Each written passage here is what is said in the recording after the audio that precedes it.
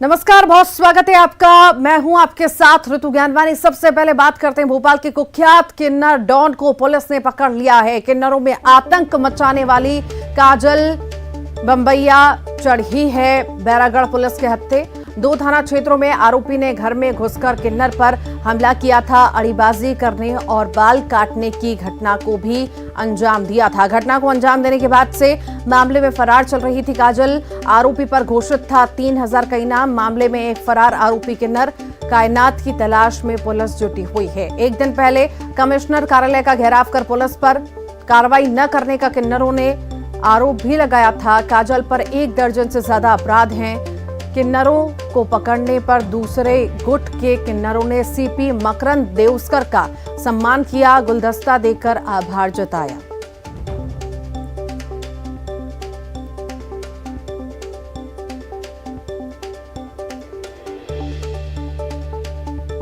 तो कुख्यात किन्नर पकड़ाई गई है, पुलिस के हत्थे चढ़ी है।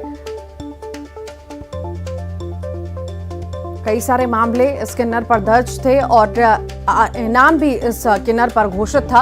अब जो है गिरफ्तार कर लिया है। किन्नरों के पूरे ग्रुप ने मिलकर के शिकायत की थी इस किन्नर के खिलाफ और अब जो है गिरफ्त में लिया गया है कुख्यात किन्नर को।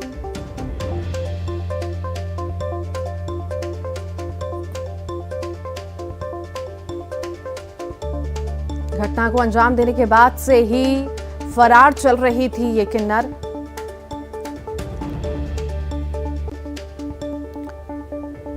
तो भोपाल की खबर आपको बता रहे हैं। कुख्यात किन्नर डॉन को पुलिस ने पकड़ लिया है। काजल बंबैया बैरागढ़ पुलिस के हत्थे चढ़ी है और आरोपी ने घर में घुसकर किन्नर पर हमला भी किया था। कई सारी वारदातों में शामिल है ये किन्नर और लंबे वक्त से किन्नर जो पूरा ग्रुप है उनका, वो उन लोगों ने शिकायत भी की थी पर अभी तक गिरफ्तारी नहीं हो पाई थी। अब गिरफ्तारी हुई है तो धन्यवाद भी किया गया है।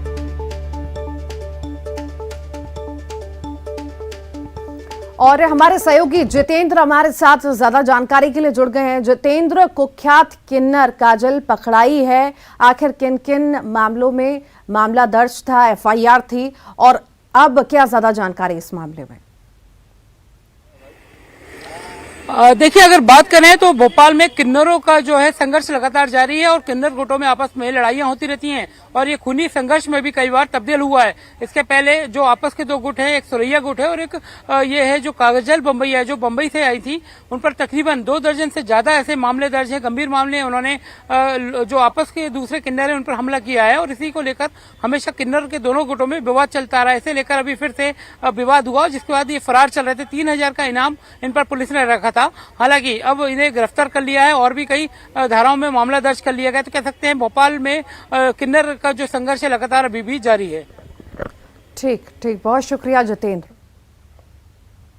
भोपाल से बड़ी खबर आपको बताएं। बीजेपी में हारी हुई सीट को लेकर मंथन लगातार जारी है। प्रदेश प्रभारी मुरलीधर राव बैठक ले रहे हैं। हारी हुई सीट को लेकर बैठक हो रही है। विधानसभा प्रभारियों की बैठक ले रहे हैं। बैठक में प्रदेश अध्यक्ष वीडी शर्मा और संगठन मंत्री हितानंद शर्मा भी मौजूद हैं।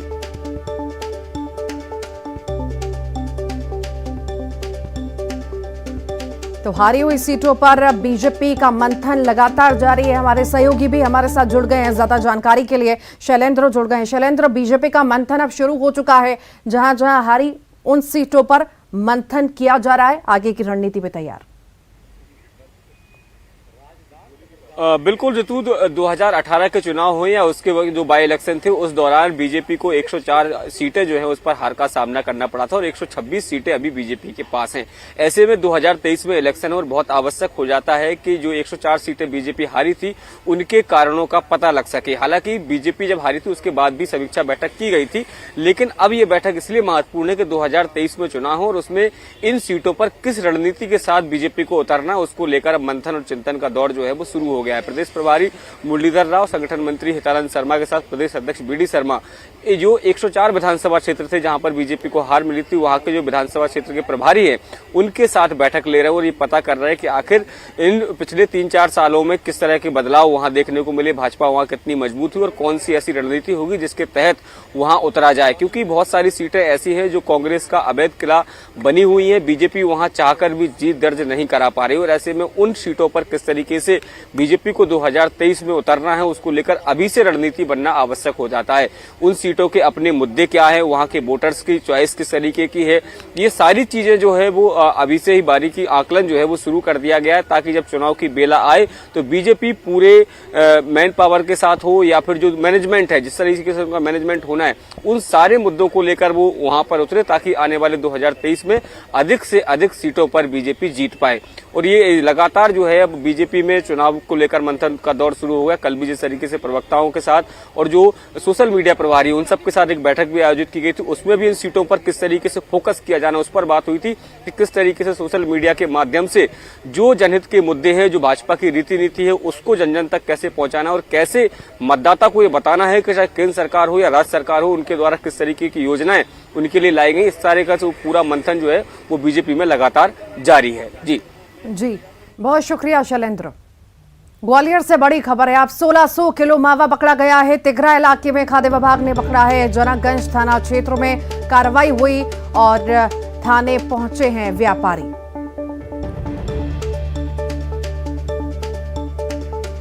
ग्वालियर से बड़ी खबर, 1600 किलो मावा पकड़ा गया है और तिघरा इलाके में खाद्य विभाग ने बड़ी कार्रवाई की है। जैसे जैसे त्योहार नजदीक आ रहे हैं वैसे वैसे मिलावटखोर अपनी सक्रियता बढ़ा रहे हैं।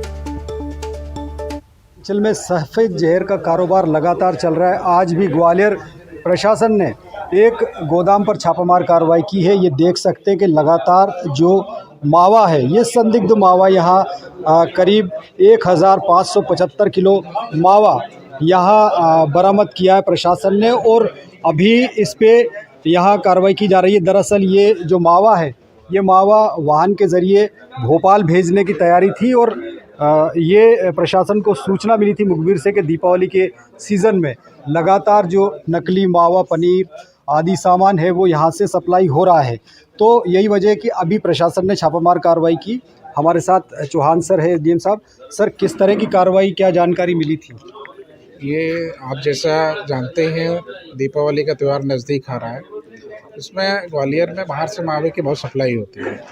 तो मुखबिर से सूचना प्राप्त हुई कि यहाँ पर तिघरा के पास में एक गोदाम है, वहाँ पर बड़ी मात्रा में मावा रखा हुआ है। तो यहाँ पर हमने अपनी टीम को भेजा और टीम के बाद जब हमने आके देखा तो लगभग 1500 किलो मावा यहाँ बरामद हुआ है। उसके हम लोग सैंपलिंग करा रहे हैं और सैंपलिंग के बाद इसके ऊपर जो जब्ती कार्रवाई करें उन पर नियमानुसार कार्रवाई कर रहे हैं। सर, बताया जा रहा है कि जबर सिंह नरवरिया जो पहले भी रासुका की कार्रवाई भी प्रस्तावित है, लगातार उसका नाम भी आया है, तो किस तरह से जानकारी मिली इस समय? ये जानकारी में आया है कि इसमें कुछ माल जबर सिंह नरवरिया का भी है और जो गाड़ी खड़ी है आप जो देख रहे हैं, ऐसा बता रहे हैं, वो गाड़ी भी उसी के नाम पर है।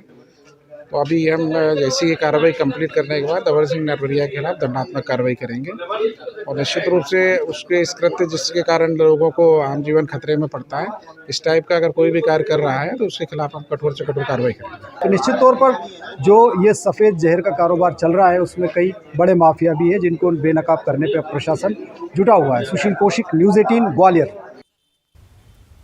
जबलपुर से बड़ी खबर है। शहर के मिष्ठान भंडारों पर छापामार कार्रवाई हो रही है। खाद्य विभाग की कार्रवाई लगातार जारी है। आगरा से 3 क्विंटल खोआ जब्त हुआ है। रेलवे स्टेशन से पीछा करते हुए खाद्य विभाग की कार्रवाई हुई। दीक्षितपुरा स्थित मिष्ठान दुकान में ये खोआ खपाया जाना था। खाद्य विभाग की टीम ने आगा चौक स्थित हीरा स्वीट्स, मनोहर स्वीट्स, हीरा जनरल स्टोर समेत कई मिठाई दुकानों पर छापामार कार्रवाई की। खाद्य विभाग की टीम ने दूध, पनीर, दही, मिल्कमेड, गुलाब जामुन, नमकीन, सलोनी के सैंपल को भी लिया है।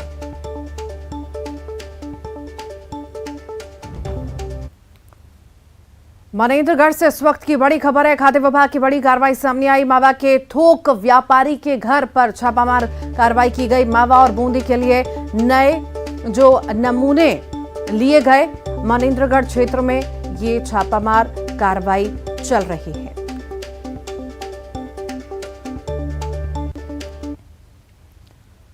धार से बड़ी खबर है। एटीएम गार्ड की हत्या के बाद लोगों का गुस्सा फूट पड़ा है। नाराज लोगों ने सड़क जाम किया। प्रशासन के समझाने पर नाराज हुए लोग सड़क से हटे और जब प्रशासन ने बहुत ज्यादा समझाया तब जाकर के सड़क से हटे। धार के पीथमपुर की घटना आपको बता रहे हैं।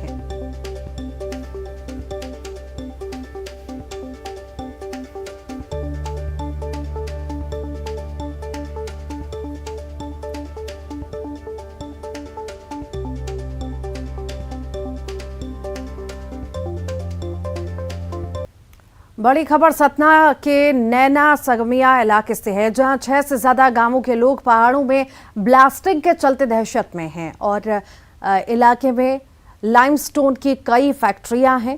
फैक्ट्री के कर्मचारी लाइमस्टोन के बड़े पैमाने पर माइनिंग करते हैं। लोगों का आरोप है कि माइनिंग के लिए कंपनी के कर्मचारी बिना पूर्व सूचना के ब्लास्टिंग कर खनन का काम करते हैं। खनन के लिए बारूद से किए जा रहे धमाकों से जहां कई मकान अब तक जमींदोज हो चुके हैं, तो वहीं कई पक्के और कच्चे मकानों में दरारें भी आ चुकी हैं। ग्रामीणों की लगातार शिकायतों के बाद भी जिला प्रशासन उनकी मदद के लिए आगे नहीं आया। स्थानीय लोगों का कहना है कि अगर ब्लास्टिंग इसी तरह से जारी रहेगी तो वो यहां से पलायन को मजबूर होंगे। उनका ग्रामीणों का आरोप ये है कि बड़ी तादाद में हैवी ब्लास्टिंग होती है, इसकी वजह से मकानों को क्षतपूत हो रही है, तो उसको सुनिश्चित करने के लिए क्या प्रयास होंगे? नहीं, अगर ऐसा है तो फिर वो जो फैक्ट्री है वही लोग उनको घर बना के देंगे, वो हम सुनिश्चित करेंगे। और अब आगे बात करेंगे जबलपुर की, जहां पर दीपावली पर 24 घंटे तैनात रहेगा फायर ब्रिगेड अमला। 2-2 पालियों में काम करेंगे फायर कर्मी। किसी भी अग्नि हादसे से निपटने के लिए इंतजाम किए गए हैं 12 बड़े अग्निशमन दल, 3 छोटे फायर वाहन और 2 दर्जन कर्मचारी संभालेंगे जिम्मेदारी। बड़े पटाखा बाजारों में भी अतिरिक्त वाहन तैनात किए गए हैं। के मद्देनजर अग्नि हादसे भी कहीं ना कहीं होते हैं और इतिहास उठाकर देखें तो ऐसी घटनाएं लगातार रिपोर्ट हुई हैं। बहरहाल इस बार दीपावली को लेकर के क्या कुछ तैयारियां फायर ब्रिगेड अमले की है, इस वक्त हमारे साथ फायर ब्रिगेड के जो अधीक्षक हैं वो मौजूद हैं। राजीव जी, इस बार किस तरह की तैयारियां हैं? अगर ऐसी कोई अग्नि दुर्घटना होती, भगवान ना करे हो, लेकिन फिर भी कितने संसाधनों से हम युक्त हैं और क्या कुछ तैयारियां करके रखी हैं? सबसे पहले तो मैं शहर वासियों को दीपावली की बधाई देना चाहूँगा और एक संदेश भी जारी करूँगा कि दीपावली में पटाखे एवं दीपक बड़े सुरक्षित स्थानों पर जलाएं और आगजनी से बचें। चूँकि फायर ब्रिगेड का अमला 24 आवर्स तैनात रहता है। वर्तमान में दीपावली को देखते हुए हमने तीनों शिफ्टों को क्लब कर दिया है। 12-12 घंटे की ड्यूटी लगा दी गई है। 12 वाहन हमने तैनात कर दिए हैं। अभी वर्तमान में जो फटाका बाजार है उन दुकानों में हमने फायर वाहन लगा दिए हैं। दीपावली के दिन हमारे विभाग में 2 शिफ्टें कार्यरत रहेंगी, सुबह 8 से 8 रात्रि और रात्रि 8 से दूसरा दिन सुबह। और इस प्रकार से हमने सारी अपना अमला मुस्तैद कर दिया है। वाहनों की बात करें तो अगर बड़े स्थान हो तो वहां के लिए तो फायर ब्रिगेड है, जो सघन इलाके हों उनके लिए किस प्रकार के संसाधन हैं अपने पास? हमारे पास 2 छोटे वाहन हैं, उनका उपयोग करेंगे हम। इसके अलावा हम पंप वाले टैंकर भी रखे हुए हैं और जहां तहां वो कमी जो होती है ना वो पूर्ति हो जाती है। 24 घंटे अमला तैयार रहेगा किसी भी घटना से निपटने के लिए? 24 आवर्स तैयार रहेगा। ठीक है, तो बेशक तमाम तैयारियां कर ली गई हैं। 12 बड़े वाहन हो, छोटे वाहन हो, लगातार 2 पालियों में जो है काम दीपावली पर भी होगा, दिन रात होगा। ऐसे में किसी प्रकार का अग्नि हादसा ना हो और खुशियों पर मातम ना छाए, इसकी तैयारी प्रशासनिक रूप पे अमले के रूप में नगर निगम के फायर ब्रिगेड अमले ने कर रखी है। कैमरा पर्सन विनीत मिश्रा के साथ प्रतीक अवस्थी, न्यूज़ 18 जबलपुर। इस वक्त की सबसे बड़ी खबर आपको बताएं, अरुणाचल प्रदेश के सियांग जिले में शुक्रवार को बड़ा हादसा हो गया। यहां के सिंगेंग गांव के पास सेना का हेलीकॉप्टर रुद्र क्रैश हो गया। ये जगह टूटिंग हेडक्वार्टर से 25 किलोमीटर है। गुवाहाटी डिफेंस PRO के मुताबिक आर्मी का हेलीकॉप्टर टूटिंग से 25 किलोमीटर दूर सिंगेंग गांव के पास क्रैश हो गया। यहां हादसे हुआ और वो सड़क मार्ग से कनेक्टेड नहीं है जहां पर हादसा हुआ है। हालांकि रेस्क्यू टीम घटनास्थल पर पहुंच गई है। बताया जा रहा है कि सेना का हेलीकॉप्टर रुद्र क्रैश हुआ। सर्च ऑपरेशन जारी है। रुद्र सेना का अटैक हेलीकॉप्टर है। इसे हिंदुस्तान एरोनॉटिक्स माफी चाहूंगी एरोनॉटिक्स लिमिटेड ने भारतीय सेना के लिए बनाया है। मुंगेली से बड़ी खबर है। बोरे में बच्ची की लाश मिली है और मामले में बड़ा खुलासा हुआ है। सौतेले पिता ने ही हत्या की थी और बोरे में भरकर बच्ची का शव फेंक दिया था। बच्ची की बीमारी से तंग आकर उसकी हत्या की। कानपुर से हुई हत्यारे की गिरफ्तारी। मुंगेली कोतवाली के झंगर हटा गांव की घटना आपको बता रहे हैं। और इसी के साथ ही फिलहाल के लिए इस बुलेटिन में इतना ही।